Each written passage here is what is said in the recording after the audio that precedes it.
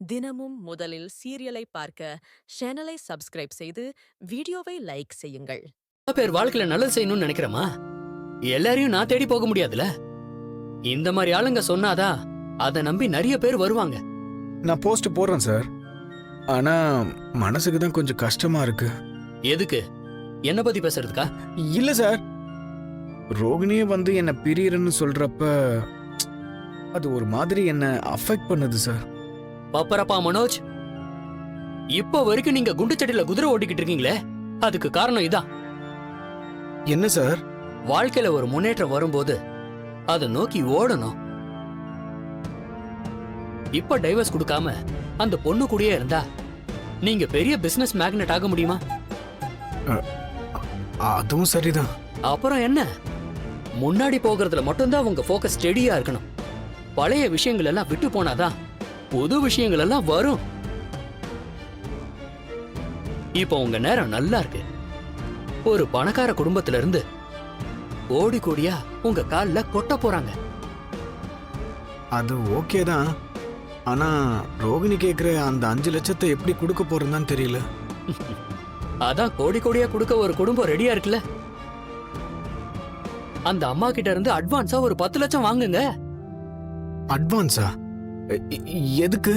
அதுல 10 லட்சம் வாங்கி 5 லட்சத்தை அந்த பொண்ணு கிட்ட கொடுத்துருங்க. டைவர்ஸ் விஷயம் முடிஞ்சிரும்.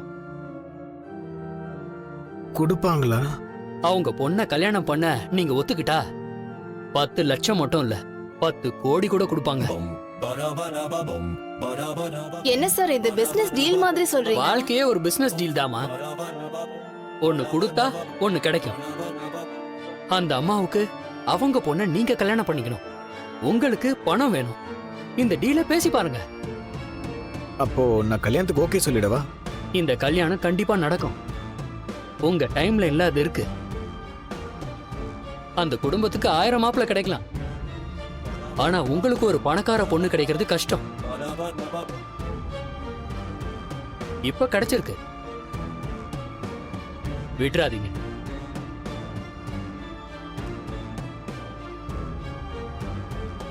பா அடா வந்து பா, சத்யா ரேகா கல்யாணத்துக்கான ஏற்பாடுலாம் பண்ணியாச்சுப்பா. பாட்டி வீட்டில் தான்ப்பா கல்யாணம். நாளைக்கு அத்தை சீதா எல்லாரும் பாட்டி ஊருக்கு போகிறாங்கப்பா. நீ சொல்றது சரிதான்டா. நியாயப்படி சிந்தாமணிக்கிட்டே எவ்வளவோ பேசி பார்த்துட்டோம். வீட்டுக்கே ரபடிகளோட வந்து வேலையை காட்டிட்டு போயிட்டா.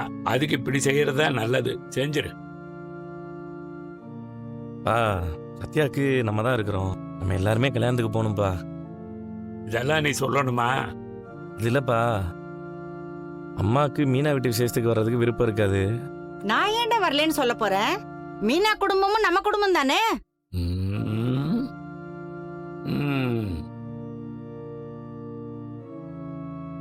ஏன்பா அம்மாவா அப்படி சொல்றாங்க? கனவாப்பா அது? எனக்கு சந்தேகமா இருக்குதுடா. ஏங்க, குடும்பத்துல விசேஷம்னா போய் தானங்க ஆகணும். அப்படியா? பேசுறத கேட்கும் போது சந்தோஷமா இருக்கு. ஆமா ஆண்டி, திடீர்னு இப்படி ஷாக் கொடுக்கறீங்க. இப்படி ஒரு மாற்றத்தை நான் எதிர்பார்க்கவே இல்லை. இப்படியே இரு, அதுவே போதும். நான் என்ன இவ வீட்டு கல்யாணத்துக்கு சாப்பிட்டு போறதுக்கா வரேன்?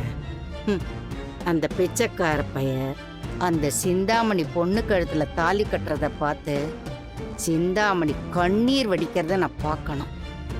இவங்க பாட்டுக்கு ரகசிய கல்யாணம் பண்ணிட்டாங்கன்னா அவளுக்கு எப்படி தெரியும்? என்ன பண்ணலாம்?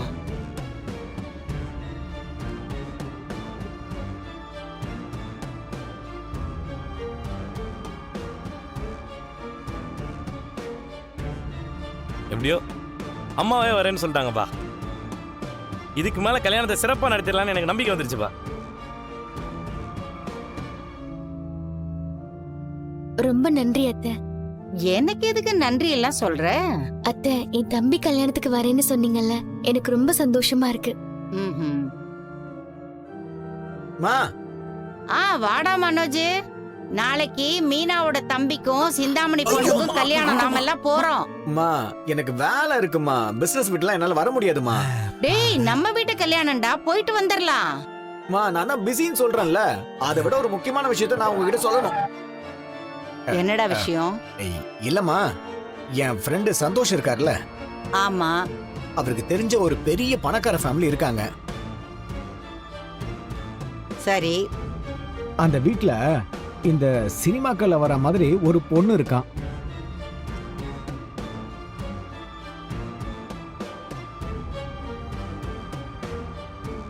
ஓ, நல்ல பொண்ணு தானா, ஆனா கொஞ்சம் மனநிலை சரியில்லையா.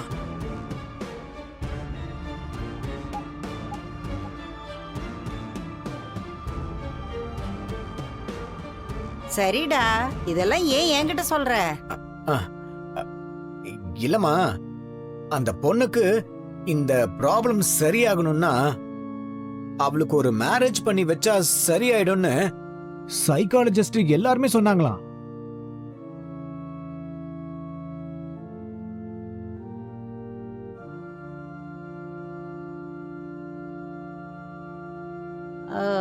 அப்ப கல்யாணம் பண்ணி வைக்க சொல்லு. அதுக்கு இல்லம்மா, நம்ம சந்தோஷ் ப்ரோ இல்ல, ம். அவரு அந்த பொண்ண என்ன கல்யாணம் பண்ணிக்க முடியுமான்னு கேட்டாரு. ம்.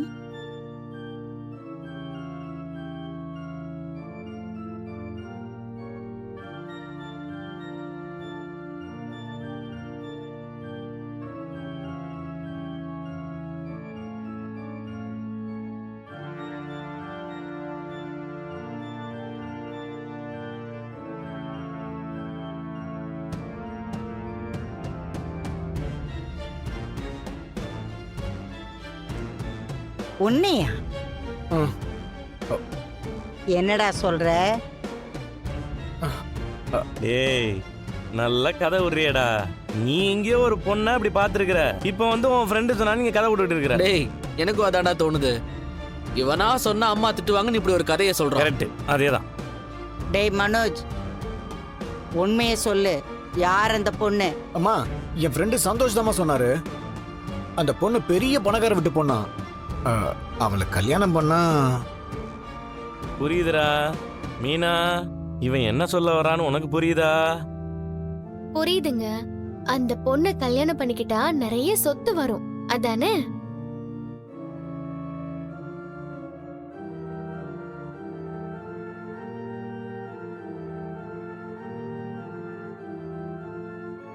அதான பார்த்தேன். என்னடா மனோஜுக்கு இவ்ளோ நல்ல மனசான்னு.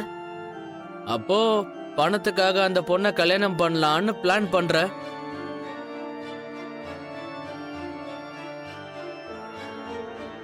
ஏடா மனோஜ், அப்பா.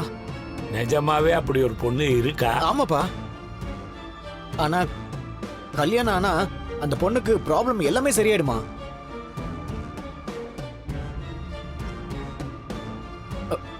அம்மா, நீங்க என்னம்மா சொல்றீங்க?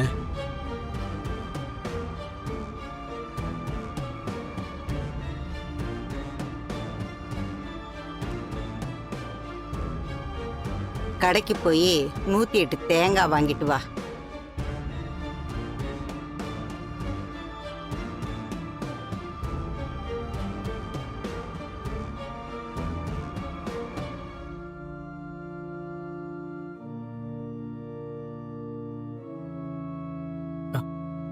எதுக்குமா?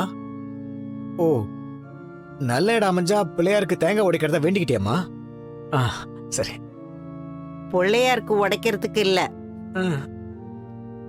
உனக்கு இந்த ஐடியா கொடுத்தான் பாரு இந்த சந்தோஷ், அவனை கூட்டிட்டு வந்து இந்த தேங்காய மண்டையிலே உடைக்கணும். அம்மா அடிச்சாங்க பாத்தியா ட்விஸ்ட்? அம்மா, என்னம்மா இப்படி சொல்ற? என்னடா விளையாடிட்டு இருக்கியா? பணக்கார வீட்டு பொண்ணுன்னா அந்த மாதிரி பொண்ணை நீ கல்யாணம் பண்ணிப்பியா? இப்ப நான் என்னம்மா தப்பா சொல்லிட்டேன்? இது ஒரு நல்ல சான்ஸ் தானே? ஏய், இதெல்லாம் ஒரு சான்ஸோடா? எவனோ சொன்னானு இங்க வந்து சொல்ற? மா, பெரிய குடும்பமா. டேய், டேய், இப்படித்தான் மலேசியா குடும்பம்னு சொல்லி ஒருத்தி உன் தலையிலே மாவு அரைச்சா. டேய், இவங்க நிஜமாவே பெரிய குடும்பம்டா. மனோஜ், அப்படி இருக்கிற பொண்ணுக்கு ஒரு வாழ்க்கையை கொடுக்கறது தப்பு இல்லடா. ஆனா சொத்துக்காக கல்யாணம் பண்றேங்கிறிய, அது கேவலம். ஏண்டா சொந்தமா உழைச்சு சம்பாதிக்கவே தெரியாதா உனக்கு? எப்ப பார்த்தாலும் ஷார்ட் அவுட் தானா? அம்மா அம்மா ஏமா ஏமா ஏமா ஏமா ஏமா இருங்கம்மா நீங்களாவது நான் சொல்றதை கொஞ்சம் புரிஞ்சுக்குங்கம்மா. டேய், தேங்காய் எல்லாம் உன் மண்டையிலே உடைச்சிருவேன். பணம் வருதுன்னு உன் வாழ்க்கையை வீணாக்கிக்க போறியா? இந்த மாதிரி ஒரு எண்ணம் இருக்குன்னா அதை இப்பவே அழிச்சிரு. உனக்கு எப்போ எப்படிப்பட்ட பொண்ணை பார்க்கணும்னு எனக்கு தெரியும். நீ கடையில பிசினஸ மட்டும் பாரு போதும். பொண்ணு பார்த்துட்டு வரணும் பொண்ணு. நல்ல பல்பு வாங்கினான்டா ஒருத்தன்.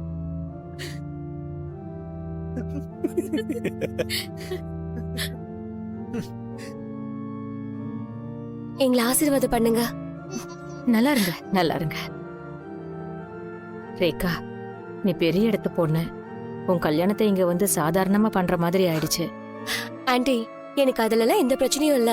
எனக்கும் சத்யாக்கும் நடக்க போற கல்யாணமே எனக்கு சந்தோஷம்தான். இது ராசியான வீடுமா. என் புள்ள அண்ணாமலைக்கு இங்கதான் கல்யாணம் பண்ணி வச்சேன். சிங்க குட்டிங்க மாதிரி 3 புள்ள பெற்றிருக்கான்ல. டேய் சத்யா, அப்ப உனக்கும் 3 குழந்தை பிறக்குமாடா? சும்மா இரு. டேய் வெக்கப்படுறாடா? சும்மா இருக்க மாட்டியா நீ?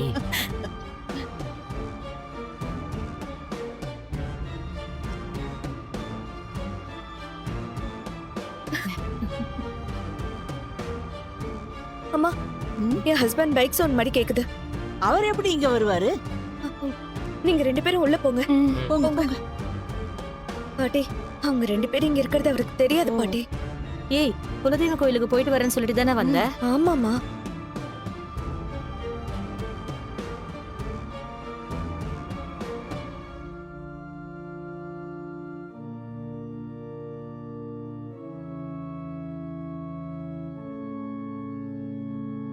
வாங்க மாப்பிள்ள.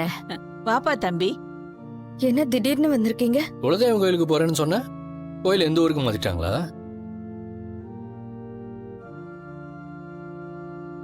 ஆமாப்பா, குலதெய்வம் கோயிலுக்கு தான் போறோம். என்னையும் கூட்டிட்டு போலான்னு இங்க வந்திருக்காங்க. சீதா சொல்ல வேண்டியதானே? ஆமாங்க, பாட்டியை கூட்டிட்டு போலான்னு தான் வந்தோம்.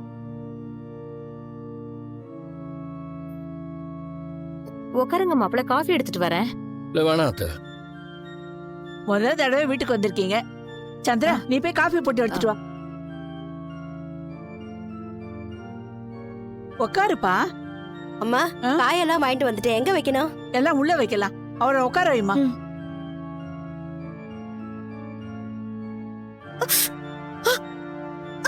வலிக்குதுங்க. கோயிலுக்கு போறேன்னு சொல்லிட்டு இங்க வந்து உட்காந்துட்டு இருக்கியா? என்ன நினைச்சிட்டு இருக்க உன் மனசுல? தயவு செஞ்சு கையை விடுங்க. வலிக்குதுங்க. அம்மா வராங்க. மாப்பிள்ள, தண்ணி குடிங்க. இல்ல வேணாம் அத்தை. சீதா, நீ கிளம்பு, வீட்டுக்கு போலாம். மாப்பிள்ள, கோயிலுக்கு போகணும். அது நீங்க போயிட்டு வாங்க.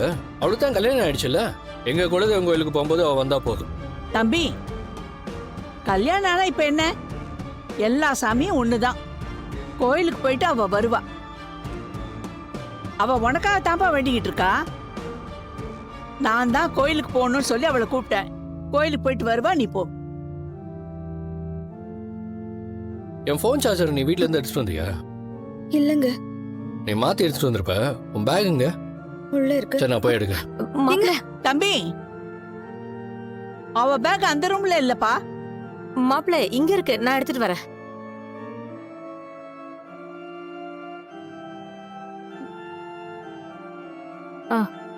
சீதா, நான் தான் எடுத்துட்டு வரலன்னு சொல்றேன்ல. சரி, நான் கிளம்புறேன். மாப்பிள்ள இருங்க மாப்பிள்ள, சாப்பிட்டு போலாம். எனக்கு வேலை இருக்குது. கோயிலுக்கு போயிட்டு அவ்வளோ சீக்கிரம் அனுப்பி வைங்க. நான் வரேன்.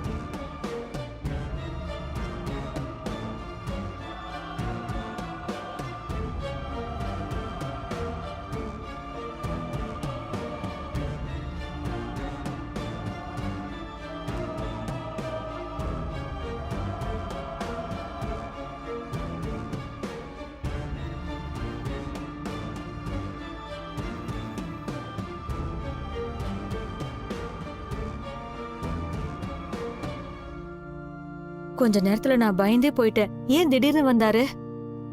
நீங்க வந்தது அவருக்கு எப்படி தெரியும்? தெரியலம்மா, அவருக்கு ஏதோ டவுட் வந்திருக்கும்னு நினைக்கிறேன். மாப்பிள்ளை கிட்ட சொல்லாம செய்யறது சங்கடமா தான் இருக்கு. ஆனா சொன்னா அவர் என்ன செய்வாருன்னு தெரியலையே. மா, முதல்ல கல்யாணம் முடியட்டும், மத்தது அப்புறம் பாத்துக்கலாம்.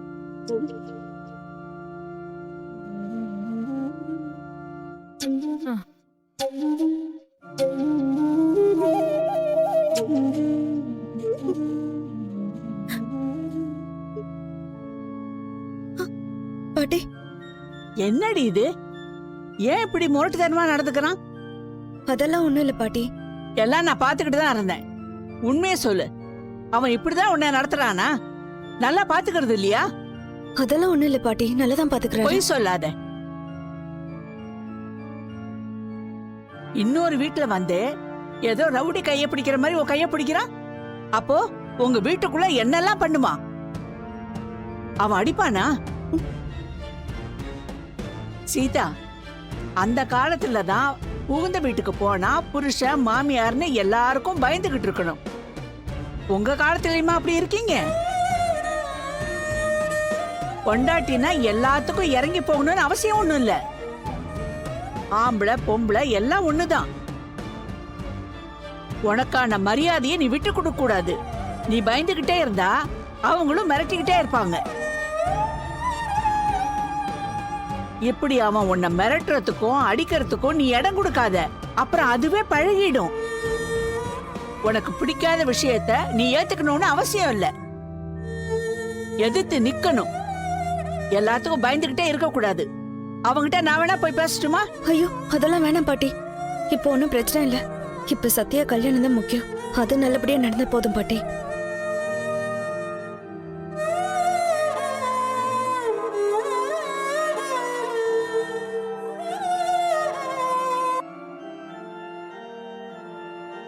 என்ன பார்வதி, எதுக்காக உடனே வர சொன்ன?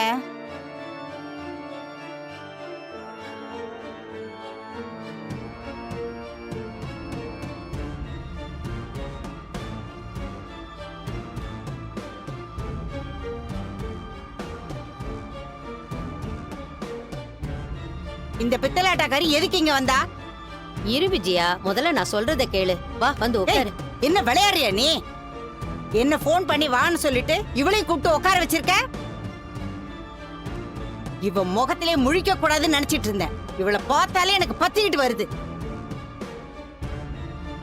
விஜயா, முதல்ல வந்து உட்காரு, அப்புறம் பேசுவோம். இவளை வச்சுக்கிட்டு என்ன பேச வேண்டியிருக்கு? முதல்ல இவ கூட நீ எதுக்கு பழகிக்கிட்டு இருக்க? இவ என் பையனுக்கு பண்ண துரோகம் எல்லாம் உனக்கு தெரியும்ல? என்ன இப்ப உனக்கு இவ மசாஜ் பண்ணிட்டு இருக்காளா? அதெல்லாம் இல்ல விஜயா, சொல்றத கேளு. ஒண்ணும் தேவையில்லை. இவ முகத்தை பார்த்தாலே எனக்கு தலைவலி தான் வருது. நான் கிளம்புறேன். ஆண்டி, இருங்க.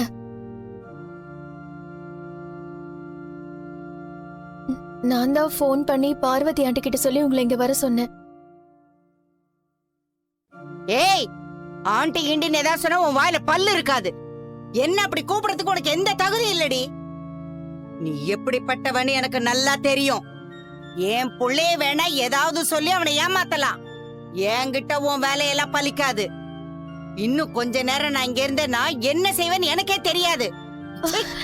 விஜயா, இரு, ஏன் அவசரப்படுற? முதல்ல அவ என்ன சொல்றான்னு கேளு. அவ சொல்றத நான் கேட்கணுமா? கோவப்படாத, முதல்ல இப்படி வா. விடு பார்வதி. வான்னு சொல்றேன்ல, வந்து உட்காரு.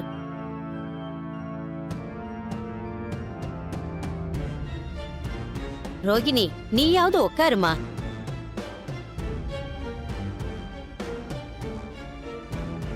விஜயா, உன் கோவம் எனக்கு புரியுது.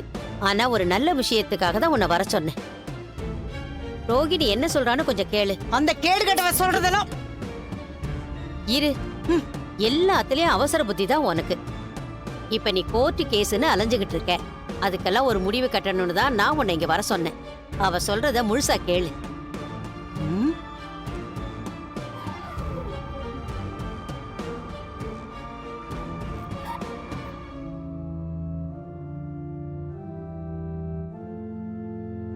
என்ன சொல்லணுமோ சொல்லி தொலை.